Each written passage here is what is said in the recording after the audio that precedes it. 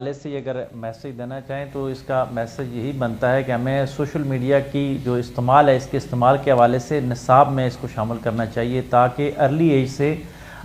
بچوں کو یہ باور کرایا جا سکے کہ آپ نے سوشل میڈیا کا استعمال کس انداز کے ساتھ کرنا ہے۔ اور پھر ہمارے پاس سب سے بڑی آواز ہے محراب و منبر کی جو آواز ہے، بدقسمتی یہ ہے کہ ہم وہاں سے اس حد تک آواز جا رہی ہے جی کہ سوشل میڈیا بڑی تباہی پھیلا رہا ہے، بڑی فحاشی، لیکن محراب و منبر سے سوشل میڈیا استعمال کرنے کے پازیٹیو طریقے احسن انداز کے ساتھ بیان کرنے کی کوشش کرنی چاہیے تاکہ لوگ سمجھ سکیں کہ اب یہ ضروری ہو چکا ہے، یہ معاشرے سے نکل نہیں سکتا، لیکن اس کو استعمال کرنے کا طریقہ ہر جگہ سے سکھایا جانا چاہیے۔ اور آخری بات جو حکومت پاکستان اور ریاست پاکستان سے گزارش ہے کہ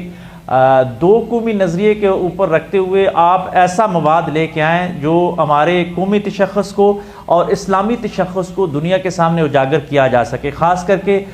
پاکستان میں ٹورزم کے حوالے سے ایک بہت بڑی مارکیٹ ہے، اس کو اگر انگلش کے ساتھ لگا کے لوگوں تک پہنچایا جائے تو یہ سوشل میڈیا سے ہمارے ملک کا بھی ایک اچھا نام آگے آئے گا۔ آپ سوشل میڈیا سے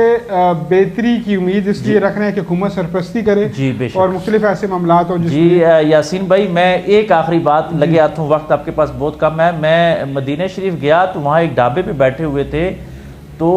مجھے بڑی حیرت بھی ہوئی اور بڑا دکھ بھی ہوا کہ وہاں انڈین مووی لگی ہوئی تھی، باغ ملکہ باغ کے نام سے، انہوں نے جو پارٹیشن کے حوالے سے بنائی ہوئی ہے، یہاں سے کس طرح ظلم و ستم ہو وہ تو اس طرح دکھاتے ہیں،